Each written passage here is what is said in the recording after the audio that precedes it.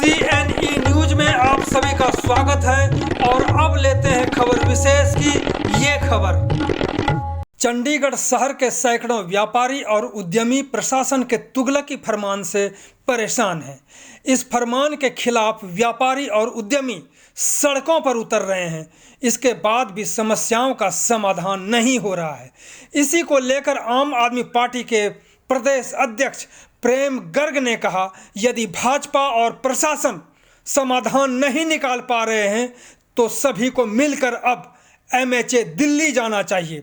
इसके लिए आम आदमी पार्टी व्यापारियों और उद्यमियों के साथ हर कदम और हर पल खड़ी रहेगी। तो सुनते हैं प्रेम गर्ग जो आम आदमी पार्टी के प्रदेश अध्यक्ष हैं, उन्होंने क्या कहा। बेसिकली मधुकर जी, ये जो मसला है, कुछ लोगों ने इंडस्ट्रियल फेज़ 2 में इलेक्ट्रिकल का जो है गोडाउन या होलसेल की दुकानें खोल रखी हैं। तो इनको एक दौर पहले भी शायद नोटिस आए थे, अब इनको सबको नोटिस आ गए कि वायलेशन के नोटिस जो हैं, क्योंकि इंडस्ट्रियल एरिया में एज पर इंडस्ट्रियल पॉलिसी जो है इंडस्ट्री ही लग सकती है। अब दुकानें या किसी तरह के और बिजनेस एंटरप्राइज नहीं खोल सकते। तो इसका नोटिस आया है और सब जो व्यापारी हैं वहाँ पे अब प्रॉब्लम क्या होता है, जब आप कोई काम वायलेशन शुरू करते हो तब तो एडमिनिस्ट्रेशन सोई रहती है हमेशा। उस वक्त जब शुरू होता है, पहले 1 या 2 दुकान शुरू होती है, उस वक्त अगर रोका जाए तो ठीक रहता है। आपने सारे चंडीगढ़ देखो, चाहे वो ये कॉलोनीज का मसला है, चाहे वायलेशन का मसला है, चाहे अभी तारों का जो आ रहा था पिछले हफ्ते ओवरहेड केबल्स का, जब वायलेशन शुरू होती है तब सारे एडमिनिस्ट्रेशन, सारे MC के अधिकारी सब सोए रहते हैं और होने देते हैं, या वेस्टेड इंटरेस्ट होते हैं, जैसे हफ्ता लेना शुरू कर देते हैं, मंथली लेना शुरू कर देते हैं। लेकिन जब सिर से पानी बाहर निकल जाता है, ऊपर चढ़ जाता है, तो फिर ये जागते हैं, फिर एक्शन लेते हैं। मेरा ये मानना है कि जब कोई वायलेशन शुरू होते है उस वक्त तो बहुत आसान होता है रोकना उस चीज़ को। जैसे इंडस्ट्रियल एरिया में लोगों ने वायलेशन किया, 20 साल से 30 साल से वायलेशन चलती आ रही है। अब आप अचानक हो कि सारे इंडस्ट्रियल एरिया को गिरा के उन लोगों को वायलेशन हटवा देंगे, वो पॉसिबल ही नहीं है इस वक्त। और वायलेशन की इतनी फ़ीस है कि प्लॉट के रेट से ज़्यादा वायलेशन की फ़ीस हो जाती है। तो ये सारी चीज़ को ख़त्म करना चाहिए, क्योंकि बेसिकली हमारी जो सरकार है लोगों की सरकार, लोगों के भले के लिए बनी जाती है। वेलफेयर स्टेट हम बोलते हैं। तो जो लोगों की ज़रूरत है उसके मुताबिक चलना चाहिए, ना कि एक अफसरशाही जो है कि अफसर के रात को नींद में उसको सपना आ गया कि कल को सवेरे मेरे को दुकानें तोड़नी है, तो वो सवेरे और तुगलकी फरमान की तरह एक ऑर्डर पास कर देता है। वो चीज़ नहीं होनी चाहिए। यहाँ पे लोगों को बुला के उनसे डिस्कस किया जाए कि हाँ भी आपकी क्या समस्याएं हैं, और जो समस्याएं सॉल्व हो सकती हैं, नीड बेस्ड जिसको हम बोलते हैं, नीड बेस्ड वायलेशन जो है वो उसको रेगुलराइज किया जाए विद इन। देखो 3 तरह के वायलेशन होते हैं। एक तो होती है वायलेशन जो कि गवर्नमेंट की लैंड के ऊपर आपने वायलेशन कर रखी है, उसका मैं भी मानता हूँ कि गवर्नमेंट की लैंड को आप नहीं, इंक्रोचमेंट जिसको हम बोलते हैं, वो नहीं होनी चाहिए। उसको तो गवर्नमेंट का राइट बनता है कि वो अपनी जगह खाली करवाई। दूसरा होता है विद इन, मेरा अपना प्लॉट है, मैंने विद इन प्लॉट कोई कंस्ट्रक्शन कर, लेकिन वो जोनिंग प्लान से बाहर है, उसकी ज़रूर पेनल्टी लगती है या उसके कंपाउंड की फ़ीस होती है, वो करके उसको, या जो बहुत ज़्यादा डेंजरसली वायलेशन है उसको आप रिमूव करवा सकते हैं। तीसरा तो विद इन जोनिंग प्लान भी मैंने कर रखे, लेकिन जोनिंग प्लान लेकिन उसकी परमिशन नहीं है, या उसका कोई आर्किटेक्चरल डिज़ाइन से बाहर आ रही है, तो उसके लिए नीड बेस्ड जिसको हम बोलते हैं उसको रेगुलराइज करना चाहिए। As far as industrial as concern, basically industrial policy के जो चंडीगढ़ की इंडस्ट्रियल पॉलिसी वो इतनी पुरानी है, उसमें आप हैरान होगे उसको पढ़ के कि उसमें पेन रिपेयर, वॉच रिपेयर, पेटियाँ बनाना, संदूक बनाना या मंजे बनाना, इस तरह की इंडस्ट्री के लिए अलॉट हुई, फैब्रिकेशन के लिए, जो कि अब ऑब्सोलीट हो चुकी है। जिसकी कोई अब कोई घड़ी की रिपेयर के लिए कोई शॉप चाहिए आपको, या कोई इंडस्ट्री चाहिए, बिल्कुल नहीं चाहिए। तो ये इंडस्ट्रियल पॉलिसी जो है इसको स्क्रैप करके MSME जो है, MSME एक्ट सारे इंडिया में लग चुका है, जो small and medium scale industry और बिजनेस के लिए, वो इस पर चंडीगढ़ में भी एप्लीकेबल होना चाहिए। दूसरा क्या है कि ये जो दुकानें पर्टिकुलरली इतने सालों से चलती आ रही है, और बहुत लोगों को, मेरे ख्याल 100 के आसपास या 80 के आसपास दुकानें, और हर एक दुकानदार ने कम से कम 4-5 फैमिलीज को रोज़गार भी दिया हुआ है। और ये मेरे ख्याल 100 करोड़ के आसपास GST भी गवर्नमेंट को दे रहे हैं। तो अब इसको एकदम से आप ये करो कि इनको बंद कर दो, तो वो लोग कहाँ जाएंगे? इतना बड़ा बिजनेस चल रहा है, तो वो लोग कहाँ? एक मिनट मैं आपको सारा पॉइंट वाइज बताऊँ। तो इसमें इशू ये है कि मेरा जो मांग है एडमिनिस्ट्रेशन, वो ये है कि इन्होंने कुछ साल पहले 2 कनाल से ऊपर के प्लॉट्स के लिए कन्वर्शन पॉलिसी लेके आए थे। उसमें काफ़ी, जैसे एलेंटे मॉल बना है, अपने हॉस्पिटल, एडन हॉस्पिटल है, और हैं बहुत को बने थे, बहुत होटल भी बने, और वो अच्छे कामयाब हुए। क्योंकि हमने इंडस्ट्रियल एरिया का नाम उस वक्त बदल के इंडस्ट्रियल एंड बिजनेस पार्क किया था। बिजनेस पार्क का मतलब अब यहाँ पे बिजनेस चलेगा, क्योंकि इंडस्ट्री जो है वो इंडस्ट्री यहाँ से शिफ्ट होकर सारी की सारी अब लालडू, डेराबस्सी, मोहाली, पंचकुला सारी शिफ्ट हो गई है। क्योंकि यहाँ पे इंडस्ट्री का इस वक्त कोई बहुत ज़्यादा वो नहीं रहा, पोल्यूशन के कारण समझ लो, या और ऑब्स्टेकल के कारण समझ लो, इंडस्ट्री यहाँ पे वाइबल नहीं रही अब। तो इसलिए यहाँ पे क्या है, बिजनेस को बनाना चाहिए। जैसे बाहर के कंट्रीज में है CBD हम बोलते हैं उसको, सेंट्रल बिजनेस डिस्ट्रिक्ट्स। तो इसको जो इंडस्ट्रियल जैसे सेक्टर 17 है, ऐसे एक इंडस्ट्रियल को भी सेक्टर 17 की तरह एक बिजनेस पार्क बनाया जाए। सेक्टर 17 में जो है ट्रेडिशनल बिजनेस है, दुकानें हैं।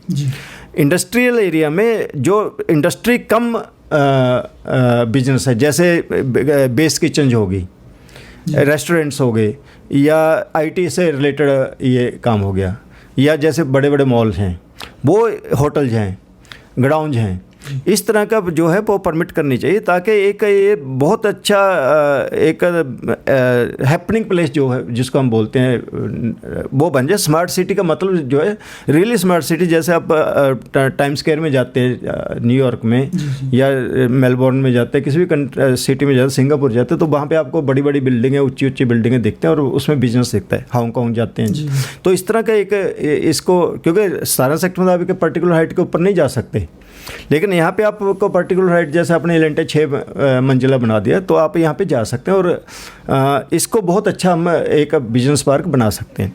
जहाँ तक गवर्नमेंट का एक आर्गूमेंट है कि यहाँ पे इंफ्रास्ट्रक्चर नहीं है, या यहाँ पे सीवरेज की प्रॉब्लम आएगी, ट्रैफिक की प्रॉब्लम आएगी, वो प्रॉब्लम सारी सॉल्व हो सके, क्योंकि इतना आपके पास पैसा आ जाता है इसमें जब कन्वर्शन पॉलिसी होती है, कि उस पैसे से आप जितना मर्जी इसको मॉडर्नाइज कर सकते हैं। और मेरा आज भी ये मानना है कि हर एक प्लॉट वाला जो है 40-50 लाख या 1 करोड़ एज पर साइज देने को तैयार है कन्वर्शन में। आप ये जो 2 कनाल वाली पॉलिसी थी, इसको चेंज करके आप सारे प्लॉट्स के लिए एप्लीकेबल कर दें। 6000 के आसपास प्लॉट, आप सोचो कितने करोड़ों रुपया जो है गवर्नमेंट को आ जाएगा, उससे तो आप पूरे के पूरे शहर को रेनोवेट कर सकते हो। तो और आपके पास एक रेगुलर इनकम, कितना GST और कितनी एम्प्लॉयमेंट हो जाएगी। तो इवन मैं तो ये कहता हूँ कि रेजिडेंशियल भी जो एरिया है, इसमें थोड़ा सा रेजिडेंशियल एरिया भी कार्व आउट किया जाना चाहिए। जैसे कॉलोनी नंबर 4 अपने खाली कराई है, तो वहाँ से क्या है, हज़ारों मजदूर जो हैं वो इधर आ गए अपना धनास की तरफ को। अब उनको 15 किलोमीटर साइकिल चला के इंडस्ट्रियल काम, तो इंडस्ट्रियल एरिया में करते हैं। 10,000 वर्कर इस वक्त इंडस्ट्रियल एरिया में काम कर रहे हैं, लेकिन वो वहाँ नहीं रहते हैं। वो रहते कहाँ पे हैं? धनास में, मलोया वगैरह में। और वहाँ से इतने साइकिलों पे सवेरे सवेरे जाते हैं, 15 किलोमीटर टाइम वेस्ट होता है। तो मैं ये चाहता हूँ कि वहीं पे एक रेजिडेंशियल कॉलोनी भी, जहाँ कॉलोनी नंबर 4 है, या वहाँ पे एरिया बहुत है इनके पास, तो 8-10 हज़ार लोगों के लिए वहीं पे बना दिया जाए, ताकि जो लोग वहाँ पे उस एरिया में काम करते हैं वो वहीं पे आके अपना अक्रॉस द रोड जैसे होता है पैदल ही चल के आ जाएं। उससे आपकी ट्रैफिक की समस्या भी बहुत हद तक सॉल्व हो सकती है। तीसरा जो है लीज होल्ड की इशू है। इसमें चंडीगढ़ में लीज होल्ड प्लॉट है, मोस्टली इंडस्ट्रियल में लीज होल्ड प्लॉट है। उसके कारण क्या है, ना तो ये लोग लोन ले पाते हैं बैंकों से, ना ये लोग किसी को ट्रांसफ़र कर सकते हैं। ट्रांसफ़र की आज तक पॉलिसी क्लियर नहीं हुई, और ये मैं सोचता हूँ ये बहुत बड़ा एक क्रिमिनल ऑफेंस किया है अफसरों ने, जो इसको लीज होल्ड पे दिया शुरू से। क्योंकि आप जब लीज होल्ड पे दिया था तो आपने अपनी कॉस्ट तो रिकवर कर ली थी। जब अलॉट किया था, अलॉट पूरी कॉस्ट ली थी आपने, घट्टे पे तो नहीं बैठते जाते वो प्लॉट। जब आपने अपनी कॉस्ट पूरी रिकवरी, तो उसका तो जो खरीदार है उसका पूरा हक बन गया। फिर भी चलो आप इतने सालों से लोगों को हराश कर रहे हो। अगर ये फ्री होल्ड होता तो आप सोचो कितने करोड़ों रुपए की स्टैंप ड्यूटी मिल चुकी होती लोगों को। मगर लोगों ने ट्रांसफ़र करने थे, अब तक कितने बार ट्रांसफ़र हुए होते, और उसकी स्टैंप ड्यूटी कितनी मिल गई होती गवर्नमेंट को। और उससे क्या है कि लोगों को लोन लेने में, उससे पैसे की जो सर्कुलेशन है वो कितनी हो जाती अगर फ्री होल्ड प्लॉट होते। अब भी मेरा ये मानना है कि इसको लीज होल्ड को जो है सिस्टम को ख़त्म करके फ्री होल्ड कर दिया जाए इंडस्ट्रियल एरिया सारा। दूसरा क्या है, यहाँ पे कन्वर्शन अलाउ कर दें। उससे आपको इतने अरबों खरबों रुपये इकट्ठा हो जाएगा कि आपको चंडीगढ़ में जो है बजट वाली प्रॉब्लम आ रही है, आप चंडीगढ़ में जितना मर्जी पैसा कर सकें। उससे एक तो आपको मैं एवरेज अगर 50 लाख रुपये भी एक प्लॉट का लगाऊँ, छोटे प्लॉट का, जो कि कलेक्ट्रेट का से 20% 25% आराम से हर एक बंदा देने को तैयार है। तो अगर 10 मरले के प्लॉट का 40-50 लाख रुपए मिलता है, और एक कनाल का करोड़ रुपए मिलता है, तो आप सोचो अगर 5-6 हज़ार प्लॉट है तो कितने हज़ार करोड़ रुपए मिल जाएगा आपको। दूसरा, उससे रोज़गार कितना हो जाएगा। जो आप प्लॉट खाली पड़े हैं या आप इंडस्ट्री के नाम पे कर रहे हो, इंडस्ट्री चल ही नहीं रही, वहाँ पे आप बिजनेस एम्पायर खड़े करोगे और उसमें एक अब एलेंटे से आपको कितने लोगों को रोज़गार मिला आप सोचो, कम से कम 500-700 लोग तो वहाँ काम करते हैं ना, और कितना फुटफॉल है। यही चीज़ें अगर आप सारे इंडस्ट्री में बना देते हो और इंडस्ट्री मेरा ख्याल से कम से कम 10,000 लोगों को तो आप रोज़गार दे सकते हो आराम से, जो एज पर माइकल, और आपका कम से कम 1,000 करोड़ रुपए का जो GST की कलेक्शन है वो आने लग जाएगी आपको एक्स्ट्रा जी। और प्लस आपका जो एक स्मार्ट सिटी वाला सपना है, वो तो स्मार्ट सिटी का तो सपना साकार ही तब होता है जब आपके पास एक बहुत बड़ा बिजनेस का एक सेंटर हो। जैसे सेक्टर सारा एक टूरिस्ट प्लेस है, अगर इंडस्ट्रियल एरिया बहुत बड़ा बिजनेस पार्क है तो आप सोचो टूरिस्ट कितना आएगा यहाँ पे। आप टाइम स्क्वायर में क्यों जाते हो न्यूयॉर्क? यही देखने ना कि वहाँ पे बिजनेस है।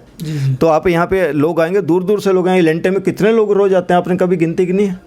सर सवाल है कि आपने इतने सारे सवाल खड़े किए हैं, इस सवाल से इस प्रशासन का कोई लेना देना फिलहाल तो नहीं दिखता है। जो सबसे बड़ी बात है, जो इंडस्ट्रियल इलाका में अभी जो चल रहा है प्रदर्शन, धरना, इसमें आप भी जा रहे हैं। मधुकर जी वही मैं कहता हूँ, जो हमें ये कहते हैं प्रशासन का कोई लेना देना नहीं है। प्रशासन का लेना देना ही इस चीज़ से है, क्योंकि प्रशासन का अगर लेना देना होता तो इंडस्ट्रियल पॉलिसी बनाते ही। सुनो वही मैं कह रहा हूँ, यही तो दुर्भाग्य है ना हमारे चंडीगढ़ का, कि चंडीगढ़ में अफसरशाही है। अफसरशाही अपनी मर्जी से चलते, 3 साल के लिए हनीमून पे कोई अफसर आते हैं, अपना 3 साल लगा के चले जाते हैं, और उसके बाद क्या होता है, उनको कोई लेना देना नहीं होता, वो साल भर सीखने में लगा देते हैं। सुनो अब क्या है कि मैं ये चाहता हूँ चंडीगढ़ में जो लोग चाहते हैं वो होना चाहिए, ना कि जो अफसर चाहते हैं वो होना चाहिए। अब जैसे चंडीगढ़ हाउसिंग बोर्ड का मुद्दा है, वही वाली बात है। अब 60,000 लोग 65,000 लोग परेशान हो रहे हैं, अब उसके लिए आप क्यों नहीं पॉलिसी बना देते? पॉलिसी बनाने के लिए आप क्या कहते हैं, MHA में जाना, जहाँ भी जाना जाओ यार, जाके उससे काम करवाओ। सर सबसे बड़ी बात है, प्रशासन के लिए बात है, जो भी काम करते हैं प्रशासन, वो किताब उल्टा करके कानून दिखा करके, वही है ना, वो जो पॉलिटिकल आदमी है, जो एक तरफ तो मोदी जी ये कहते हैं हमने जी पुराने कानून सारे तोड़ खत्म कर देने हैं, हम डिलीट कर देने हैं, हमने बिजनेस फ्रेंडली बनाना है, मेक इन इंडिया बनाना है, इंडिया नंबर 1 बनाना है। तो इंडिया नंबर 1 पुराने कानूनों के या सड़े गले कानूनों से थोड़ा बनेगा। इंडिया बनेगा तो ये पॉलिसी जो एक कंप्रीहेंसिव चंडीगढ़ के लिए पॉलिसी लेकर आए, चंडीगढ़ में कौंसिल बनाए, और चंडीगढ़ के लोग जो हैं पॉलिटिकल लोग हैं उनको साथ लेके, इंडस्ट्री को साथ लेके एक पूरी जैसे गवर्नर की कौंसिल है, ऐसे कौंसिल बने प्रॉपर, और वो लोग सारे वो उन लोगों की बात मान के अफसर करें, अफसर अपनी मर्जी ना करें यहाँ पे। सर आप ये कह रहे हैं, मैं कह रहा हूं कि क्या इंडस्ट्रियलिस्ट जो है यहाँ पे जो प्रदर्शन धरना कर रहे हैं, क्या वो सचमुच में समस्या का समाधान चाहते हैं? क्योंकि सवाल इसलिए उठ रहा है क्योंकि आपने बीजेपी की सरकार को बनाया, प्रशासन बीजेपी का, MP बीजेपी का, और ये कई बार अपनी समस्याओं को लेकर के बीजेपी के जो प्रदेश अध्यक्ष हैं अरुण सूद, उनको लेकर के प्रशासन के पास चले जाते हैं, कभी संजय टंडन को लेकर के चले जाते हैं उनके पास, प्रशासन के पास। तो ये सब कुछ बीजेपी का, तो ये भाजपा के नेता को लेकर के चले जाते हैं वहाँ पर समस्या का समाधान करवाने, और वहाँ कहते हैं प्रशासन की सराहना करते हैं, आपने तो बहुत अच्छा काम किया।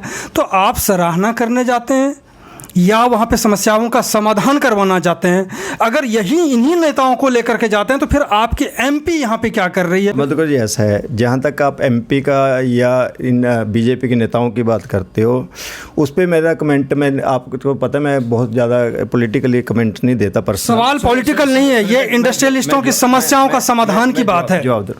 जहाँ तक मैं बहुत बार वहाँ जा चुका इंडस्ट्रियल एरिया में उन लोगों के पास, उसमें मेरे को नहीं लगता कि वो जो दुकानदार, जो इफेक्टेड दुकानदार है, उनको कोई पॉलिटिक्स चाहिए। उनको तो अपना काम निकालने तक मतलब है।